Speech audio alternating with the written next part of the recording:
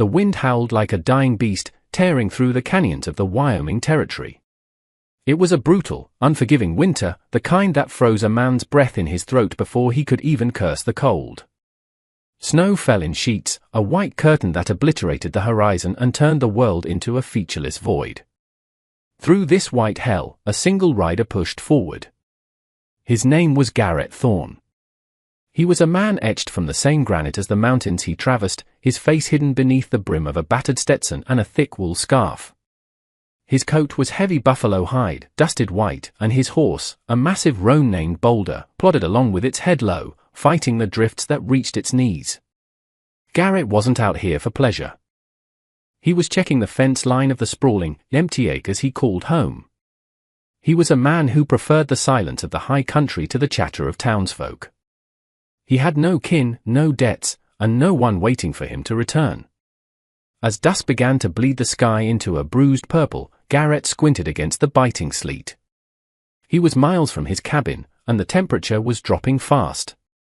He needed to find shelter or turn back, but a shape in the snow caught his eye. It was unnatural, a disruption in the smooth, wind-sculpted drifts. It looked like a discarded pile of colorful silk, stark against the blinding white. He steered Boulder toward the object, his hand instinctively drifting to the rifle in his scabbard. Out here, traps were common, and mercy was rare. But as he drew closer, the shape resolved itself. It wasn't a trap. It was people. Two of them, huddled together for warmth. Garrett swung down from the saddle, his boots crunching heavily into the frozen crust. He approached cautiously, the wind whipping his coat around his legs. The figures were small, curled into a tight ball, half buried in the accumulating snow. He brushed the powder away and felt his heart skip a beat. They were women, identical in every feature. They were dressed in layers of strange, vibrant fabric, silks and embroidered cotton that offered no protection against a Wyoming winter. Their skin was pale, tinged with the blue of hypothermia, and their hair, black as a raven's wing, was matted with ice. "Easy now," Garrett muttered, more to himself than to them. He pulled off his glove and pressed 2 fingers to the neck of the nearest woman. A pulse, faint, thready, but there. He checked the other. The same. They were alive, but only just. He didn't waste time looking for tracks or wondering how 2 women dressed for a spring festival in the Orient ended up freezing to death in the American Rockies. He scooped one of them up. She was terrifyingly light, like a bird with hollow bones. He felt the cold radiating off her, a deep, settling chill that meant she was close to the end. Mounting the horse was a struggle, but he managed, settling her in front of him. He looked at the second woman, still curled in the snow. Leaving her was not an option. With a grunt of exertion, he dismounted, helped the first woman stay seated, and lifted her sister. Mounting Boulder with the second woman was a monumental struggle, but Garrett was strong, his muscles hardened by years of solitary labor. He situated them both in the saddle, one in front and one behind, wrapping his buffalo coat around them as best he could, shielding their faces from the wind with his own body. "Hold on," he growled into the gale. "Don't you die on me now. Not out here." The ride back to the cabin was a blur of endurance. Boulder seemed to sense the urgency, finding footing where there should have been none. When the dark outline of the cabin finally appeared through the swirling snow, Garrett felt a wave of relief so strong it nearly buckled his knees. He kicked the door open, carrying the women inside one by one. The cabin was cold, the fire having died down to embers hours ago, but it was a sanctuary compared to the storm outside. He laid them on his narrow bed, side by side, moving with a frantic efficiency. He stoked the fire, feeding it dry cedar until the flames roared and popped, casting a golden glow across the rough-hewn logs of the walls. He knew he had to get them warm, but not too fast.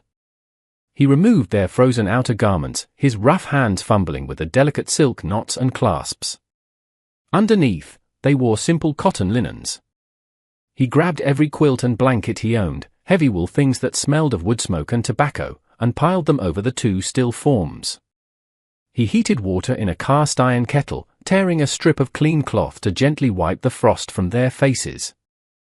For 3 days, the storm raged outside, burying the cabin up to the windows in snow. And for 3 days, the women drifted in the borderlands between life and death. Garrett barely slept. He sat in the rocking chair by the fire, watching their chests rise and fall in unison, feeding the flames and spooning warm broth between their lips whenever they stirred. He learned the landscape of their faces in the firelight. They were identical, young, perhaps 25, with high cheekbones and mouths that seemed set in a line of determination even in sleep. They were beautiful in a way that made Garrett's chest ache with a familiar, hollow loneliness he usually kept buried deep.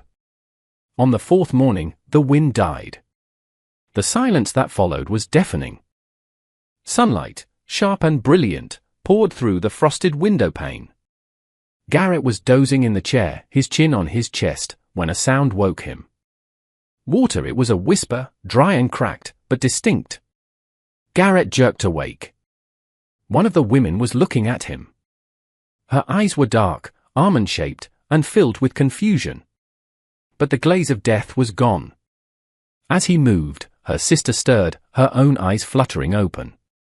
He was at their side in an instant, lifting a tin cup to the first woman's lips. "Slow," he said, his voice raspy from disuse. "Don't choke." She drank greedily, her hands trembling as they came up to hold the cup. When it was empty, she let her head fall back against the pillow, her identical sister watching him with the same searching gaze. They didn't look afraid, which surprised him. Most folks found Garrett Thorne intimidating, a towering, bearded man with eyes like flint. Where is this?" the second woman asked. Her English was accented, the vowels clipped and precise, but clear. "Wyoming Territory," Garrett said, stepping back to give them space. "My ranch. Found you in the snow about 5 miles east of the pass." You were half frozen. They shared a look, a silent communication passing between them. A shadow of pain crossed their faces. "The wagon," the first one whispered. "The wheel broke," the second one continued. "The men," they argued. "We ran." Garrett didn't press them.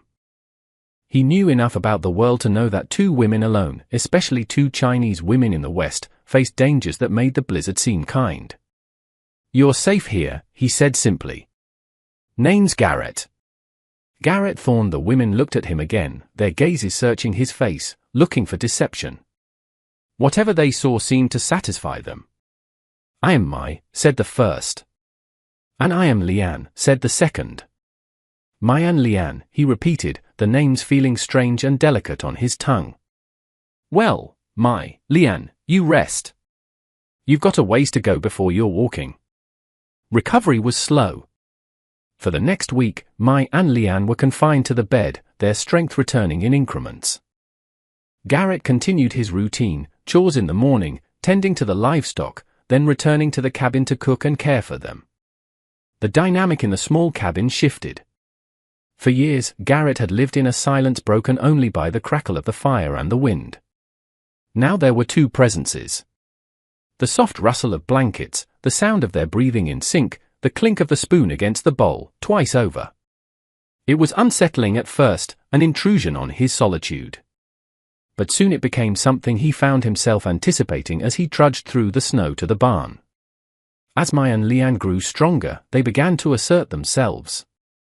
It started with the food. Garrett was a man who ate to survive: beans, jerky, hardtack, and flavorless stew. One evening, he came in from chopping wood to find Mai and Lian sitting by the hearth. Lian was dropping dried herbs from his own pantry into the pot, herbs he hadn't known what to do with, while Mai stirred. "What are you doing?" he asked, stomping the snow off his boots. Mai looked up, a hint of a smile on her face. "Your stew," she said. "It has no soul," Lian added, "it tastes like sadness and old leather." "We are fixing it," Garrett blinked, taken aback. "Sadness and old leather." "Sit," Mai commanded, gesturing to the table. He sat. When Lian placed the bowl in front of him, the aroma hit him first. Sage, wild onion, and something else, something warm and spicy. He took a bite. It was the best thing he had eaten in 10 years. He looked at them, and they offered small, triumphant smiles in unison. "Better?" they asked. Better, he admitted, scraping the bowl clean. From that day on, Mai and Lian took charge of the cabin's interior. As soon as they could stand, they were sweeping the dust that had settled in the corners for years. They found a needle and thread in his haphazard supplies and mended the tears in his spare shirts. They organized his pantry, scrubbed the soot from the windows, and even braided a rug from scraps of old fabric to place by the door. Garrett watched this transformation with a mix of awe and trepidation. The cabin, once just a shelter against the elements, was becoming a home. But the fear lingered in the back of his mind. The snow would melt. The pass would open, and they would leave. Why wouldn't they? They were young, vibrant, and he was just a weathered rancher living at the edge of the world. One evening, about 3 weeks after he found them, another storm rolled in. It wasn't as fierce as the first, but it howled with a melancholy tone, rattling the door on its hinges. They sat by the fire, Garrett oiling his bridle leather, Mai and Lian sewing buttons onto his heavy coat with practiced efficiency. "You never asked why we ran," Mai said suddenly, her voice cutting through the quiet. Garrett paused, the rag hovering over the leather. "Figured you'd tell me if you wanted to. A man's past is his own business." "Reckon a woman's is the same." Lian set the coat down, both sisters looking into the flames. The firelight danced in their dark eyes. "We were promised to a man in San Francisco," Lian explained. "A merchant. He paid our father's debts in Canton, so we were the payment," Mai continued, speaking matter-of-factly, without self-pity. "We arrived in America and we saw him. He was cruel. His eyes were like ice. We knew if we went with him, our spirits would die. So when they transported us east to his mining interests, we ran." Garrett looked at them, seeing the steel beneath the silk. "That took guts," he said softly, "running into a blizzard. Better to freeze free than live in a cage," Mai said. She turned to him, her sister's gaze following. "And you, Garrett Thorne? Why are you alone in this white wasteland? You are not a cruel man. You are strong. You have land." Garrett sighed, rubbing the back of his neck. He hadn't spoken of this to anyone. Had a wife once. Annabelle. And a little girl. The words felt jagged in his throat. Influenza took them both 5 years back. Just a bad winter like this one. Couldn't get a doctor in time. He stared at his hands, rough and scarred. After that, well, the house felt too big. The town felt too loud. Came out here. Just seemed easier to be alone than to see them missing from every corner of the room. Silence stretched between them, heavy but not uncomfortable. It was a shared understanding of loss. Lian reached out, placing her small hand over his large, calloused one. Her skin was warm. Mai placed her hand over her sister's. "Sorrow is a heavy coat," Lian whispered. "But you cannot wear it forever," Mai added. "Eventually, the sun comes out and it becomes too hot to carry." Garrett looked at their hands, then up to their faces. For the first time, he let himself really look at them, not as victims he saved, but as women. "Maybe," he grunted, pulling his hand away gently to resume his work, terrified of the hope flaring in his chest. Weeks passed. The deep freeze of winter began to loosen its grip. Icicles dripped from the eaves, and patches of brown earth began to show through the white blanket of the valley. The time for departure was drawing near. Garrett became moody. He spent longer hours out on the range, riding fences that didn't need fixing, hunting game they didn't need. He was preparing himself for the return to silence. He told himself it was for the best. What kind of life could he offer them here? Hard work, isolation, and the ghosts of his past. They deserved better. They deserved a life in a city with people of their own kind, with comforts he couldn't provide. One evening, he came back to the cabin late. The sun had already set, and the air was crisp. He walked in expecting to see them packing or perhaps asking when he could take them to the nearest train depot. Instead, the cabin was warm, filled with the smell of roasting venison. Mai and Lian were standing by the table, which was set for 3. They had found an old tablecloth he'd forgotten he owned, one Annabelle had used on Sundays. They had even placed a jar of pine sprigs in the center. Garrett stopped at the door, knocking the mud from his boots. "What's all this?" he asked, his voice gruff to hide the ache in his heart. "Dinner," they said in unison. Sit. He washed his hands in the basin and Saturday. They ate in silence, but the air was charged with unspoken words. Garrett pushed his food around his plate, his appetite gone. "Snow's clearing," he said finally. The words tasted like ash. "Pass should be open in a day or two. I can saddle Boulder up. Take you down to Laramie. Put you on a train to wherever you want to go. San Francisco, maybe. Or back east." Mai and Leanne stopped eating. They placed their forks down with a deliberate click. "Is that what you want, Garrett?" Mai asked. "To send us away?" Garrett looked up, his jaw tight. "Ain't about what I want. It's about what's right. This ain't no life for women like you. Stuck out here in the middle of nowhere with a grump of a rancher. You got your whole lives ahead of you. No debts now." "You're free," Leanne repeated, testing the word. They stood up and walked around the table. They moved with a grace that made the rough cabin floor seem like a ballroom, stopping on either side of his chair. "We have listened to you, Garrett," Mai said softly. "When you think we are asleep, you talk to the fire. You complain about the buttons missing on your shirts. You complain that the silence is too loud. You complain that the townspeople look at you with pity," Leanne added. Garrett's face heated. He hadn't realized they'd been listening to his late-night mutterings. I just talk to hear myself think sometimes. Don't mean nothing by it." They leaned in closer, their hands resting on his shoulders. The scent of them, soap and sage, filled his senses. "Last week when you went to town for supplies," Leanne continued, "you came back angry. You said the baker's wife, Mrs. Gable, tried to set you up with her niece again. You told the horse, Boulder, they all think I need a wife, but they don't know me." Garrett looked down, ashamed. "Mrs. Gable is a busybody. Doesn't know when to quit." Mai gently turned his head to face her, while Leanne kept her hand on his other shoulder. They looked down at him, their identical eyes shining with a mixture of amusement and fierce affection. "You need help here, Garrett," Mai said. "You work too hard.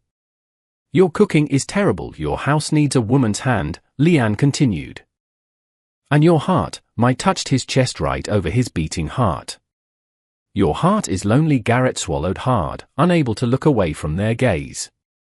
"I manage," he choked out. They smiled. A slow, confident curve of their lips that made his breath catch. They leaned down, their faces inches from his, their voices dropping to a whisper that echoed louder than any shout in the canyon. "I heard you want a wife," Mai said, her eyes locking onto his. Leanne finished the thought, her voice just as clear, just as certain. "We are perfect for you." The words hung in the air, bold and undeniable. Garrett stared at them, stunned. He looked from one face to the other, searching for a joke, a trick, but found only sincerity and a strength that matched his own. "Mai. Leanne," he stammered. I'm a widower. I'm older than you. I ain't rich. I got nothing but this land and a lot of hard work." "We do not want rich," Leanne said firmly. "We want safe. We want kind. We want a man who rides into a blizzard to save strangers," Mai added. "We want a home where we are not sold, but where we choose to stay." They each took one of his rough hands in theirs. "We choose this," they said together. "We choose you." Garrett felt the walls he had built around his heart crumbling stone by stone. He stood up slowly, towering over them, yet feeling like they were the ones holding him up. "You really mean that?" he asked, his voice trembling slightly. "You'd both stay here with me?" "We are not going anywhere, Garrett Thorne," Mai said. "Unless you throw us out in the snow again," Leanne added with a glimmer in her eye. A laugh bubbled up in his chest, a sound he hadn't heard in years. It was rusty and deep. "Not a chance," he said. "You'd freeze before you got to the gate." He reached out, his hands hesitating for a moment before cupping their faces. Their skin was soft, a stark contrast to his calloused palms. He leaned down and kissed Mai, then Lian. They were tentative at first, questions asked and answered. Then they grew deeper, filled with the promise of spring after a long, hard winter. The next morning, the sun rose over a world that looked different. The snow was still there, blinding white and deep, but the isolation was gone. They didn't wait for a preacher. The nearest one was a 3-day ride, and the snow was still too deep for travel. Instead, that evening they stood on the porch of the cabin, the vast, star-strewn sky their cathedral. The coyotes yipped in the distance, a wild choir witnessing their vows. Garrett held Mai's and Lian's hands. "I promise to keep you safe," he said, his voice steady and sure, looking from one to the other. "To honor you, to never let you be cold again." Mai and Lian squeezed his hands. "And we promise to keep your heart warm," Lian replied. "To fill this house with life," Mai finished, "and to never let you eat flavorless stew again." Garrett chuckled, sliding a simple ring onto Mai's finger, then an identical one onto Lian's, bands of polished silver he had fashioned from coins in the workshop that afternoon. They weren't fancy, but they shone in the moonlight. "I reckon that's a fair trade," he said. Life on the ranch changed. It wasn't easy. The West was never easy. There were droughts and blizzards, lean years, and wolves. But the silence was gone. The cabin was filled with the scent of spices Mai and Lian ordered from San Francisco, mixing with the smell of pine and leather. They proved to be more than just housekeepers. They were partners. They learned to ride as well as any cowhand, their balance perfect, their hands gentle on the reins. They helped with the carving in the spring and the harvest in the fall. They brought a keen, shared mind to the ranch's books, finding ways to save money and trade smarter. Travelers passing through the territory began to talk about the Thorn Ranch. They spoke of the strange, beautiful garden that bloomed behind the cabin, where vegetables from the Orient grew alongside hardy Wyoming potatoes. They spoke of the hospitality, of the best meals to be found west of the Mississippi. But mostly they spoke of the family who lived there, the towering, graying rancher and his 2 petite, fierce, identical wives. They said you could see it in the way they looked at each other, a quiet, unshakable bond. Years later, on a winter evening much like the one where they met, Garrett sat in his rocking chair. His hair was white now, and his joints ached when the pressure dropped. The fire roared in the hearth. Mai and Lian sat opposite him, mending a shirt for their youngest son, who was asleep in the loft. They looked up, catching his eye. The years had etched lines on their faces, but their eyes were as sharp and dark as ever. "What are you staring at, old man?" they teased gently, in unison. Garrett smiled, the expression easy and worn into his face. "Just thinking," he said. "About that blizzard." Mai and Lian paused, a soft, shared smile touching their lips. "A cold day," Lian said. "The coldest," Garrett agreed. "But it brought the spring." He looked around the room at the rug they had woven, the books on the shelf, the toys scattered on the floor. He looked at the women who had saved him just as surely as he had saved them. "You were right, you know," he said softly. "We are usually right," Mai countered without missing a stitch. "But about what specifically? You said you were perfect for me." Mai and Lian put down their sewing. They walked over to him, leaning down to kiss his forehead, their hands resting on his shoulders just as they had that night years ago.